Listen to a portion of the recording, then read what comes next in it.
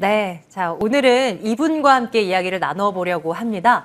로보피아 투자자문 지태현 본부장과 함께 말씀을 나눠보도록 할게요. 어서 오십시오, 본부장님. 네, 안녕하십니까? 네, 안녕하세요. 자, 그동안 매주 이 알고리즘 매매를 활용하는 이 다수의 분들을 모셔서 또 이야기를 또 나누고 있었는데요. 정말 이 알고리즘을 개발하신 분은 아니죠. 그 개발하는 그 주축에 놓여 있는 맞습니다. 그런 분을 이제 모시게 돼서 조금 더 깊은 이야기를 좀 나눌 수 있게 되리라 믿어 의심치를 않습니다. 뭐 시장에 대한 이야기를 좀 나눠주셨으면 좋겠는데요.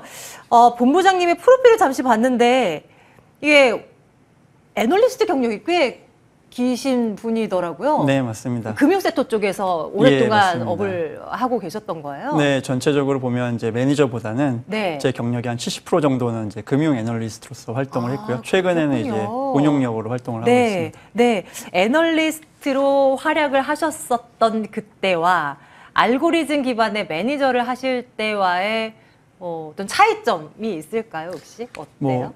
앵커님도 아시겠지만 이제 애널리스트하고 매니저하고는 좀 상반된 그런 일을 하고 있죠. 근데 이제 알고리즘 매니저라는 것은 알고리즘 기반으로 분석을 해서 그것을 이제 매니저를 좀 하고 있거든요. 그래서 어떻게 보면 그 애널리스트 같은 경우는 이제 한 섹터를 맡아서 그 안에서 좀 딥하게 그걸 연구를 하고 목표가를 산정하고 보고서를 저희가 제출하지 않습니까?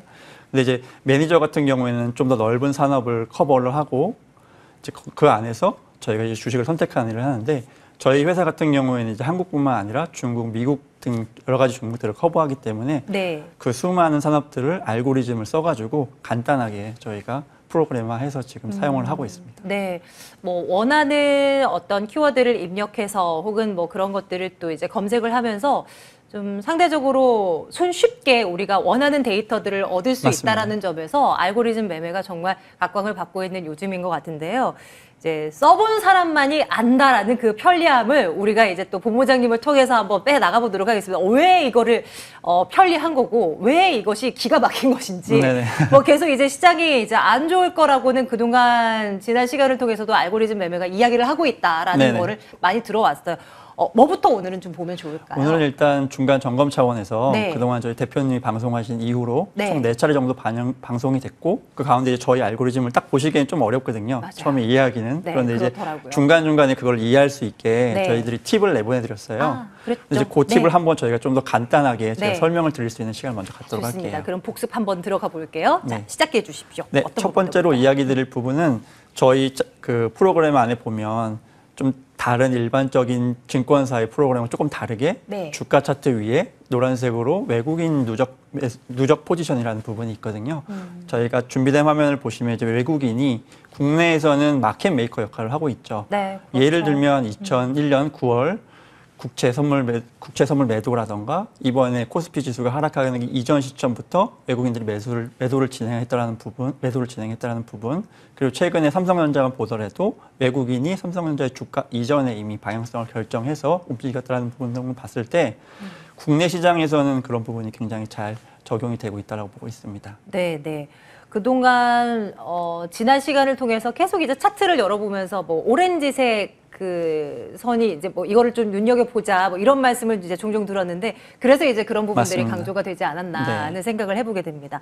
또 우리 시청자분들이 이제 알고리즘 매매 기법을 좀 활용하기 위해서 조금 알기 쉬울 만한 어떤 팁은 또 다른 건 뭐 어떤 게 있을까요? 네, 그리고 이제 저희 같은 경우에는 그 차트에 보시면 그 노란색 선 말고도 여러 가지 이제 다른 실선들이 있는데 그런 실선들은 저희가 이제 고객들이 이해하시기 쉽게 이동평균선이라는 개념을 넣어서 설명을 해드리고 있습니다. 물론 저희 알고리즘에서는 다양한 가격 데이터들이 들어가서 그 숫자들을 산출을 하고 있지만 고객들이 조금 이해하기 쉽게 그 사용하고 계신 것을 기반으로 좀 설명을 드리면 지금 뭐 검은색도 있고 녹색도 있고 빨간색도 있고 파란색도 있는데 좀 가장 중요하게 보실 부분은 약 파란색 부분이거든요. 저희가 60일 이동평균선이다라고 이야기하는 부분인데 지금 해당 그림에서 보시면 암호화폐 이더리움의 일간 차트입니다. 보시면 2022년 5월 달에 저희 알고리즘에서는 이미 리스크를 관리를 해야 되는 시점이다라고 이렇게 신호를 보내줬고요. 물론 결과론적이긴 합니다만 그 시점 이후로 지금 하락폭을 보면 한 56% 정도 하락을 했거든요. 그래서 이러한 알고리즘의 신호에 의해서 만약에 적절하게 대응을 하신다면 보다 유연하게 시장을 좀 접근하실 수 있다라고 생각을 하고 있고요. 네. 저희가 이 60일 이동평균선을 그중에서도 중요하게 이야기 드리는 부분은 지금 보시는 그림에서는 일간이기 때문에 60일이다 하면 분기를 의미하지 않습니까? 그리고 주간에서 60일이다라고 하면은 1년 이상의 기간을 이야기하고요. 그런 의미에서 지금 60일 이동평균선은 저희가 중요하게 이렇게 이야기 드리고 있습니다. 네, 이 차트를 보면서 또 한 번 느끼는 것은 저기 지금 파란색 박스 맨 앞부분이 5월 4일이잖아요. 5월 네, 초반이잖아요. 네네. 이때 모셔서 이 시그널을 미리 좀 우리가 체크를 해서 좀 네네. 따라갔다면 어땠을까 하는 생각도 해보게 됩니다. 또 저희가 또 이제 뵌 지가 이제 어느덧 이제 한 달 정도 남짓이 되었는데 그때라도 조금 네, 이 내용을 좀 이해했었더라면 하는 생각도 또 하게 되고요. 뭐 어쨌거나 이제 차트를 통해서 계속 이제 이야기를 나누게 될 텐데요.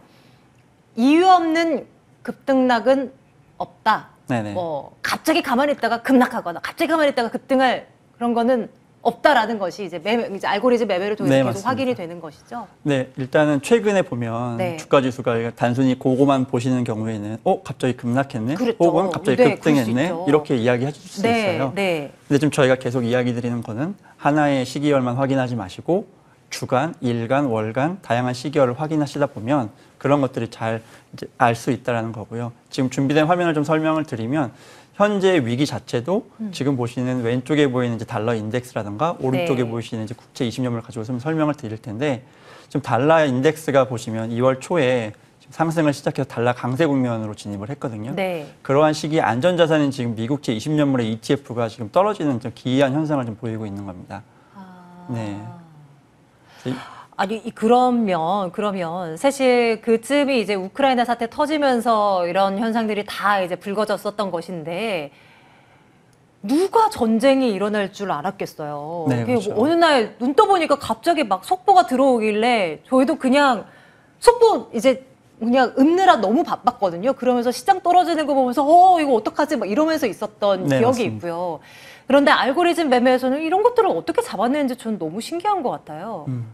일단 지금 보셨던 그림도 그렇지만 네. 저희 알고리즘 같은 경우에는 이제 하나의 금융시장이나 하나의 시장만 분석하는 게 아니라 전체 금융시장과 여러 가지 국가들을 분석을 하고 있기 때문에 그 네. 가운데서 저희가 일단은 위기라던가 투자 권유하는 시점 자체를 파악을 하고 있는 상황이고요. 네. 지금 준비된 화면을 좀 설명을 드리자고 하면 앞서 그 달러 인덱스하고 미국채 20년물도 설명을 드렸지만 그것보다 선행을 해서 러셀 2000 미국에 있는 중소형주인데요.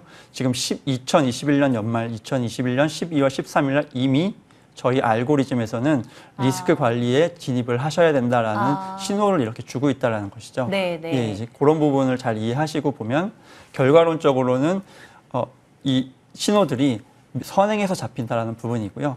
지금 러셀 2000 같은 경우는 이제 중소형주지 않습니까, 앵커님? 만약에 이제 앵커님께서 시장을 전체적으로 관리하는 마켓 네. 메이커다라는 입장에서 본다라고 하면 네. 네. 그렇다 치면 여러 가지 주식 있지 않습니까? 네. 대형주도 있을 거고 중소형주도 있을 텐데 네. 그럼 내가 리스크에 앞서서 비중을 좀 조절해야 된다라고 하면 네. 앵커님은 어느 부분부터 좀 조절을 하시겠습니까? 당연히 변동성이 큰 중소형주 중심으로 좀 네. 빨리 서둘러서 팔아버리겠다. 조금 이제 만약에 이제 네. 내가 마켓 메이커인데 네. 중소형주 위주로 만약에 주식을 먼저 정리하게 되면 네. 예, 그게 훨씬 더 유리한 상황이 됩니다. 왜냐하면 내가 만약에 마켓 메이커인데 네. 대형주를 먼저 만약에 매도를 하게 되면 네. 시장의 다른 부분까지 영향을 받을 수 있는데 중소형주를 먼저 이렇게 해줘야지 내가 원하는 가격대에 이제 대형주까지 매도를 할 수 있게 되는 것이죠. 네, 네. 그래서 결국에 저희가 러셀 2000을 이야기드린 이유가 네. 미국에는 S&P라든가 나스닥도 많이 있지만 그것들의 신호는 좀 뒤에 잡힙니다. 그래서 러셀 2000이 중소형주가 먼저 저렇게 신호가 잡혔고 네. 미국의 S&P나 나스닥 같은 경우에는 앞서 보신 달러 인덱스나 미국채 20년물처럼 연초인 1월이나 2월 정도에 저런 리스크 관리 신호를 저희에게 보내줬다라는 것이죠. 그래서 저희 회사 같은 경우에는 네. 이런 러셀 2000을 대표하는 중소형주나 대형주 간의 상관관계를 매일 아침 분석을 해서 리스크 관리를 계속해서 체크를 하고 있습니다. 이렇게 배워야 된다니까요. 이렇게 그냥 뭐 예를 들어 뉴욕장이면 그냥 3대 지수 중심으로 보면서 이게 어떻게 될 것인가를 내다보는 것이 아니라 정말 우리가 체크해야 할 것들이 정말 많고 이런 것들을 종합적으로 봐서 위험도가 생기고 지금은 이제 또 괜찮고 이런 것들을 신호들을 찾아낼 수 있다라는 거죠. 근데 본부장님 이게 하나하나 이런 걸 체크하려면 너무 힘드시겠어요. 예, 일단은 뭐 한국 시장을 체크하는 것도 여러 가지 지표들이 있지 않습니까? 네. 근데 저희 같은 경우에는 중국이나 미국 그리고 네. 여러 가지 경제 지표들을 체크하니까 사실 처음에는 굉장히 이제 힘들죠. 그래서 저도 그랬었고. 근데 이제 요것들을 하나에 다 시스템 안에서 정리가 되어 있기 때문에 적응이 되신다라고 하시면 시장을 네. 조금 네. 더 편하게 바라보실 수 있고 보다 유연하게 대처하실 수 있는 그런 그렇죠. 계기가 될 겁니다. 그렇죠. 이렇게 편리한 시스템을 통해서 더 수많은 데이터들을 한 몫에 한눈으로 바라볼 수 있다는 그런 어떤 큰 장점이 있는 것 같습니다. 그렇다면 이제 다 알겠고요. 네. 이제 궁금한 것은 우리 시청자분들 입장에서는 이런 알고리즘이 이야기하는 우리 시장의 앞으로의 미래 네네. 어떻냐가 이제 궁금한 거죠. 오늘 한동안 계속 밀리다가 간밤 FNC 이제 결과 나오면서 일단은 한숨 돌리는 장이 오늘은 펼쳐지고 있는데 이를 기점으로 좀 나아질런지 아니면 아직 멀었는지 알고리즘은 어떻게 이야기를 하고 있습니까? 일단 알고리즘에서는 이제 단기적으로는 네. 반등의 구간이 나올 거라고 보고는 있습니다. 아, 그래요? 다만 이제 중요한 네. 거는 네. 단기적인 신호가 아니라 저희 이제 전체적인 올해 하반기에 네. 과연 어떻게 될 것이냐가 조금 더 중요하지 않습니까? 네, 네. 그렇게 보면 제 준비된 차트를 보면서 좀 설명을 드릴 텐데 네. 준비된 화면은 코스피의 월간입니다. 보시면 저희가 기존에 올해 지지선으로 잡고 있었던 부분은 1월의 저점 부분입니다. 이 부분은 2018년 2월 달에 2,578포인트 이전 지점인데요. 2,590포인트 정도였습니다. 그래서 그 지지선을 지지해주고 나서 4개월 동안 박스권이라고 하는 눌림목 구간을 쭉 거쳐왔다가 5월 달에 저 지지선을 이탈하면서 2,546포인트까지 떨어지게 되는 거죠. 그러면서 그 지지선을 하향 이탈했기 때문에 다음 지지선을 저희가 생각할 수밖에 없는 상황이었고 특히 이번 6월 달 같은 경우에는 지금 저 음봉의 길이가 길다시피 저 지지선을 좀 강하게 깨고 내려온 상황이라서 네. 지금 시장에서는 다음 지지선을 볼 수 있는 선은 2011년에 고점이었던 2,203포인트 정도를 보고 있습니다. 아, 예, 그런데 이제 알고리즘에서 저희가 이제 여러 가지 가격 지표들을 넣어서 네. 산출한 그 1차적인 하반기의 목표가는 2,272포인트라고 이야기 드릴 수 있습니다. 2,200이요? 네. 270 예, 2,272포인트고요. 2포인트. 현재 시점에서 보면 약 8.4% 정도 룸이 좀 있는 상황입니다. 그러니까 아래쪽으로 지금 열려 맞습니다. 있다라는 이야기인 네. 거죠? 예, 올해 하반기는 저희 알고리즘에서 의한 네. 계산에 의한 분석은 네. 2,272포인트 정도로 보고 있습니다. 물론 지금 현재 구간에서 그렇다는 것이고 중간중간에 상황이 또 나아지면 또 다른 이제 흐름이 네, 또 나타날 맞습니다. 수도 있는 거예요. 현재 그렇죠? 그런 저희가 제시해드리는 그런 네. 지지대는 현재 가격을 기준으로 알고리즘이 계산했을 때 나오는 목표가이기 네, 때문에 네. 현재 시점에서 변동이 나타난다고 하면 그거에 따라서 다시 한번 저희가 목표가를 네. 제시해드릴 수 있도록 아, 하겠습니다. 그렇군요. 올 하반기 코스피 2,272포인트 구간. 끔찍한데요. 네, 너무 아찔한데요. 뭐 생각하기도 시장이 싫은데요. 다행히 오늘은 좋으니까 네. 제가 예, 이렇게 뭐 얘기 드릴 수 있겠지만 어제였으면 조금 더 예, 네, 상황은 안 좋았겠죠. 제가 옆에서 하지 말라고 말씀드렸을 수도 맞습니다. 있어요. 만약에 네. 어제 같은 상황이었으면. 네. 그러면 본부장님, 그 알고리즘이 이야기하기를 단기적으로는 그래도 어느 정도의 반등을 우리가 또 예상을 해볼 수 있는 걸까요? 지금 단기적으로 보면 사실은 이제 FOMC가 마감이 됐고 네. 하지만 이제 다음 또 FOMC가 있지 않습니까?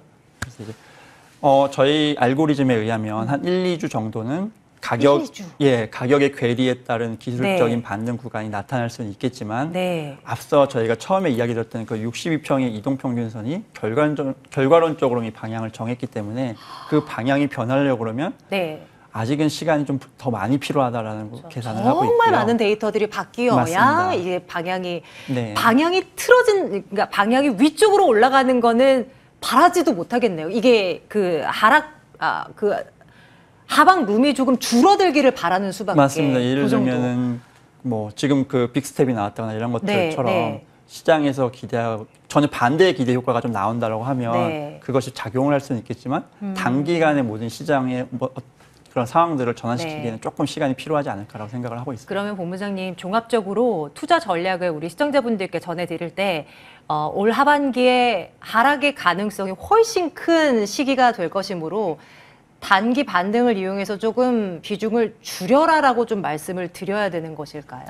일단은 현재 시점에서 보면 네. 하락폭까지 저희가 지금 나머지 목표가가 한 10% 언더이거든요. 네. 그래서 지금 고점에서 손실 보신 분들에게 무조건 이거를 정리해다라고 얘기 드리기 조금 이제 너무 잔인하죠. 네, 그건 맞아요. 어려운 것 같고요. 네. 본인의 그 상황에 맞춰서 네, 네. 투자 전략을 좀 고민하셔야 될 것 같고요. 저희가 드리는 네. 목표가는 어쨌든 네. 10% 정도 선에서는 지지가 돼준다고 하면 시장은 전체적으로 다시 한번 거기서 방향을 결정할 거니까 네. 그때 한번 고민을 해보시는 게 좋을 거다라고 이야기 드리고 싶습니다. 적어도 뭐 지금 보유하고 있는 거를 팔아라 이 말씀은 못 드리더라도 적어도 지금 공격적으로 사지 마세요라고는 말씀드릴 수는 있겠네요. 네, 지금 어쨌든 저희 알고리즘을 그대로 분석해서 이야기 드리면 네. 지금 저희가 보는 그 신호상에서는 하늘색 구간인데 네. 그 구간은 지금 사는 것보다는 내가 리스크 가진 관리. 자산의 리스크를 네. 관리하고 네. 재분배하는 구간으로 가져야 되는 거기 때문에 네. 그런 쪽에서 설명을 드릴 수 있겠습니다.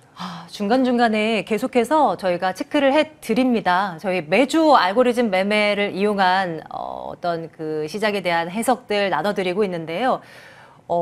오늘 말씀드린 2272가 무조건 간다는 이야기 절대 아닙니다. 하지만 그 가능성을 일단 열어두시고 중간중간에 또 상황이 어떻게 바뀌는지 그에 따른 또 해석은 어떻게 이루어지는지를 보시면서 또 시장 저희와 함께 또 헤쳐나가 보시죠. 일단은 조금은 네.